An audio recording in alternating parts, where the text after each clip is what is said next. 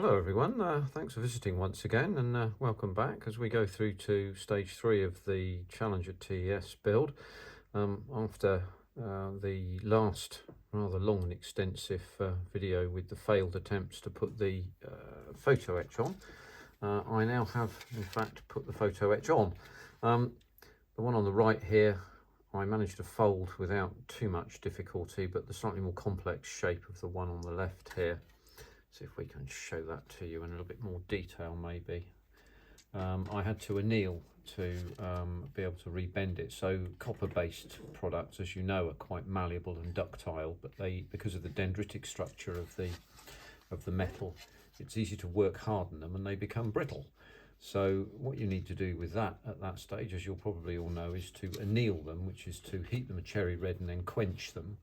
And that restores the ability to work them, and you can do this several times over, which I can announce to you right now I did. So they've now been fitted. They're a little bit skew whiff, as you can probably see, but not too badly, and I can use the age-old excuse of the fact that maybe this was a damaged bit of kit. So damaged from point of view of the real tank, not my inept work, because that goes without saying really. Anyway, be that as it may, a few more components to fit in then, after which we'll be onto the wheels, and I'll be having to think about what sort of a paint job I might do on this, and when I might start to do that. I suspect before the wheels go onto the sub hull here. But we have some suspension elements to put in here, so there's 6 on one side and 6 on the other, and they've all been desprued and had their mould lines, I hope, all removed. There may be some fairly visible there still, but if we do see them, well, we'll have to do them, won't we? And then also the these little Johnsons here, which are the suspending supports for the skirts. So they go in a more difficult way. I'm going to need 3 hands to do this, but I'll show you exactly why. So let's just zip in on this so you can see where they go. So this unit looks in the instructions like it fits in sort of there like that. Now if you were to do that, then you'd find that was in completely the wrong place. What in fact they do is fit in just in, I'll find the little spot in a minute. There it is, there's one there. Maybe you can see this here. There's a little L shape there, and there's another corresponding L shape on the other side. So there's one there, and then there's one there, and they fit into that. So it's going to be a bit of a job and a half to do this and get them in the right place and get them level and flat and so on. But I'm going to have a crack at that now, and we'll see how we get on. So I think what I'm going to have to do is balance them on top of something. So I'll balance the hull on top of something. So I'm going to do it like that. And what I'm also going to do is I'm just going to tape this down so that it doesn't go any place.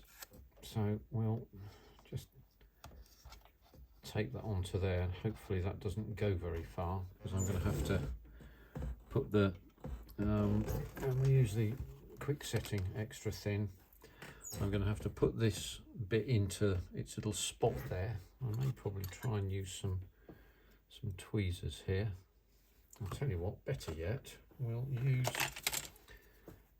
these that grip without me having to grip, and with any luck I can get that placed. I'm going to turn it up the other way, do it that way, so I can get that placed and then glued in the right spot.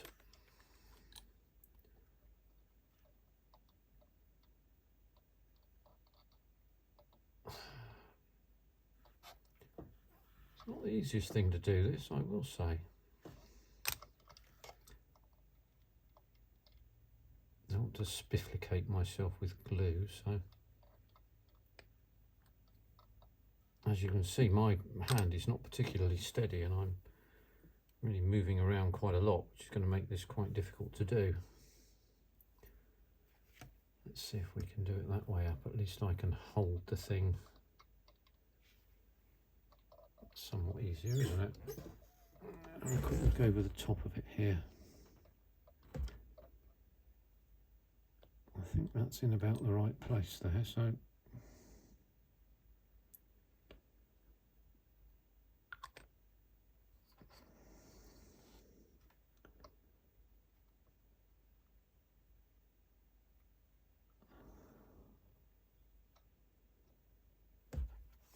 let's see. Oh, that's not straight. Let's see how that's. Oh, yeah, I never remember that, haven't I? Let's have a quick look, see how that went in. I'm just going to take it off camera for a minute, just have a quick look at that.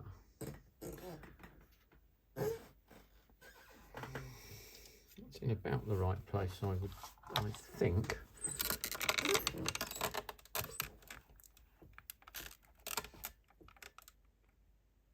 Yeah, that's about right. Hopefully the next ones will be a bit simpler. It's somewhat easier to see the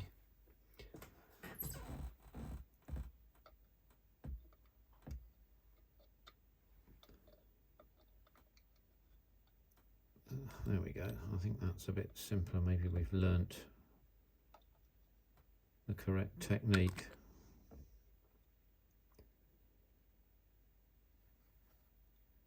That's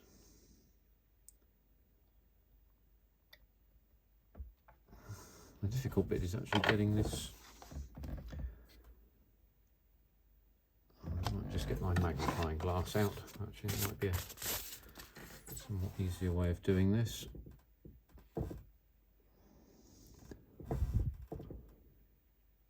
Yeah, that's a bit low. That's a bit low, this one here that I'm looking at. And this one's, yeah, that's a bit low too, as it happens. Oh, I'll just move that.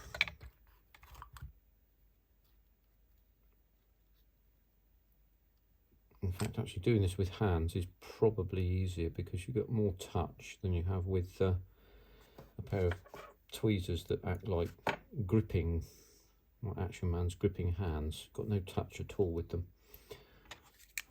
Let's have a quick look at that one a minute.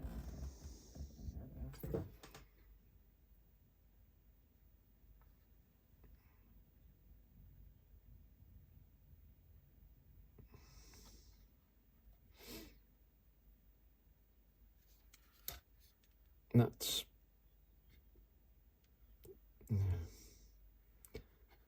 slightly low. Take that off and try again.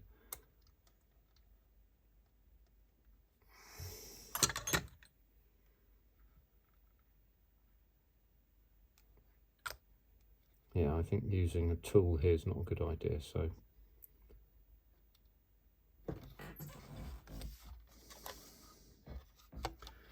yeah, use hand, I think, is the trick.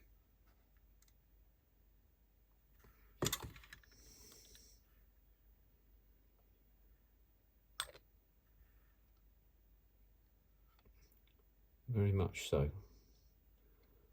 Look at how much simpler that was compared to the other two. Let's just take that off. Have a quick look at that under the magnifier.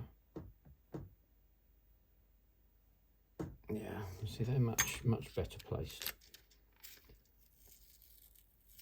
Take that bit of tape off and turn this round. Go to the other side then. After this, the bits are, shall we say, somewhat easier to put in.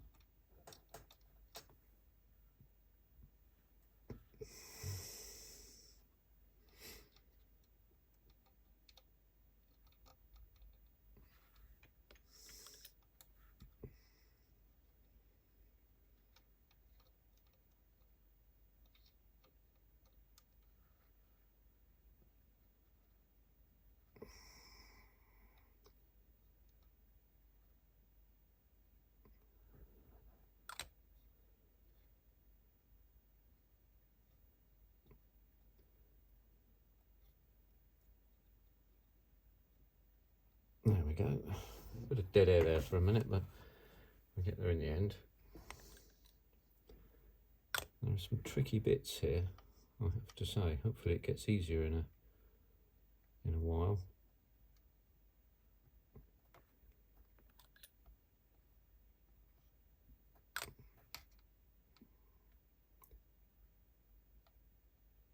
Thank goodness for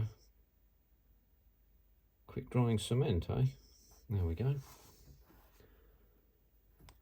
this last one here, I don't need to put that up yet.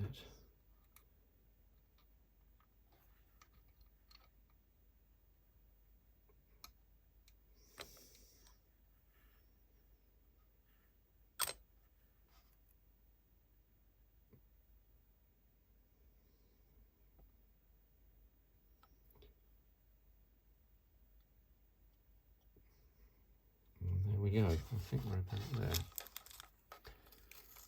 Right, have a quick look at that. Let's just put that up there, out of the way, and that. Alright, so they're not, as you can see, they're not level as such, and they need to be the same angle. So what I'll do is drop a little bit of quick drying under that. That allows me to just adjust the angle there so that they're all at the same angle pretty much. It's a bit of parallax there, but that one's got to go down a little bit.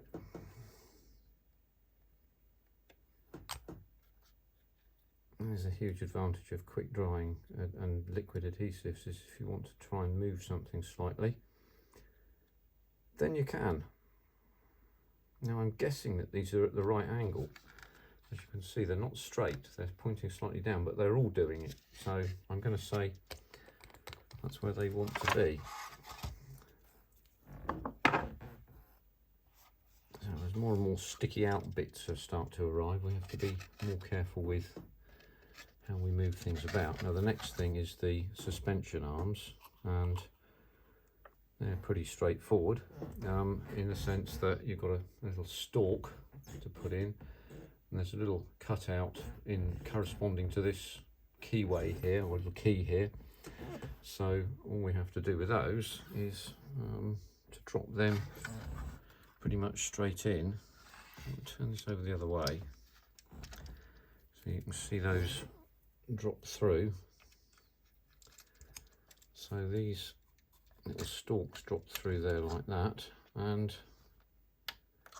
they simply slot straight in. So we'll do the same thing with all the rest of these.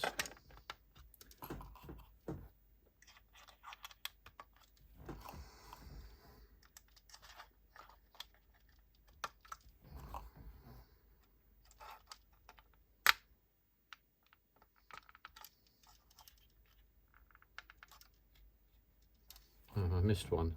How did I manage to miss that? I bet you're all out there in modelling land saying, why have you missed that one?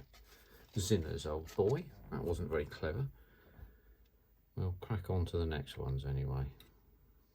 They go that way round.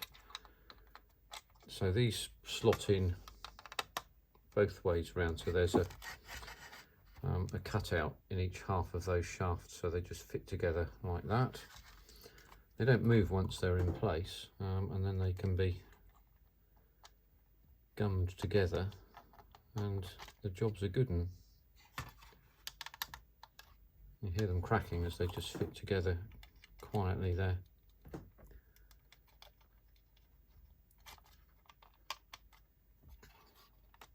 So just grasp each end and just gently squeeze, and they do fit really well, so it's not a difficult job to do once they're all cleaned up properly and the seam lines are taken out. And as you'll probably be aware, there'll be seam lines on, what's happened here? Oh, there we go. There are seam lines on both sides of these struts here. They both have to be taken out because they will be seen unless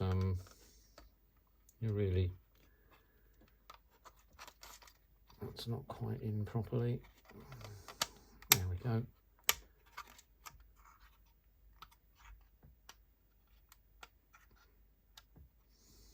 So we're all in. What I can then do, and a bit of extra thin, and then just glue in at the back there. Hopefully that will hold everything together.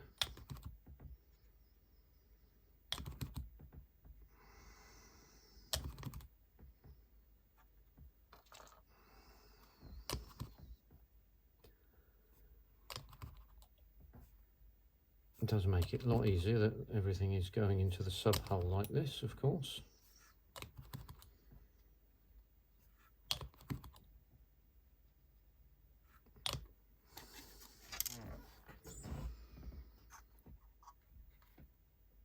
And there we have it. So that's that done then. And these are the things I was intending to do with the last video, but we ran out of time, and so we had to go and have another video. Next things are the wheels and some odd bits and pieces to put on the front here, but I'll make a start on de-spruing these wheels, and you can see that as I pointed out during the course of my let's do good housekeeping before we move on. I need 2 hands to do that. I'll put that there, and so it's out of the way. Put my pointer away, put my magnifier away as well. Keep the light switched off, otherwise the battery won't last very long, will it? So some dull bits to do here, and there's rather a lot of these to do, so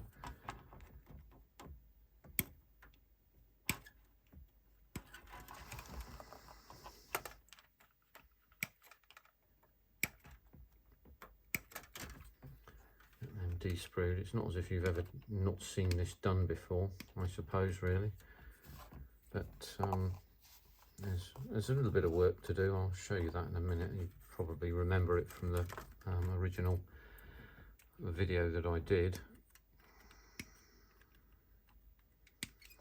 Yeah, a bit of sprue went missing there somewhere along the line. It was gone when I got here, Gov.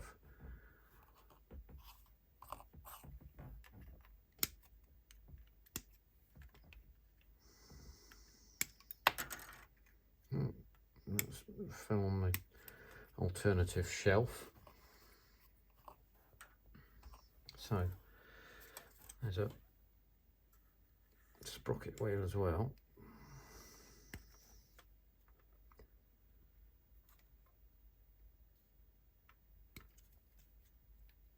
Oh, there's another sprue connection point there. Probably best to take them all off, isn't it? Don't think I'll find any disagreement with you from you guys out there in modelling land. There we go. We'll need poly caps for this as well, and abracadabra, as if by magic. I won't be putting them in yet, but as you can see, there are some sprue nibs here which I wondered about, but they will need to be taken off, so I'll just snip them away to start with, but we'll need to clean them up anyway before we do anything else. But essentially the wheels fit together very much after that fashion, and that will be the product of my next piece of work. And I think probably then it's a question of putting a stalk up through these and painting them separately, and then priming perhaps the underside of the bodywork here that we've just pretty much completed. Some extra bits and pieces to put on, but that's an update video in which we actually did something without the aid of a safety net, no editing once again, and precious little in the way of bad language. So there's another little video. Next time I come and see you, pretty much these wheels, all of them will be done, and we'll get on to something else, perhaps the upper body and so on and so forth. So I'll look forward to seeing you at the next one. Thanks very much indeed for tuning in again. Take care for now. Bye bye.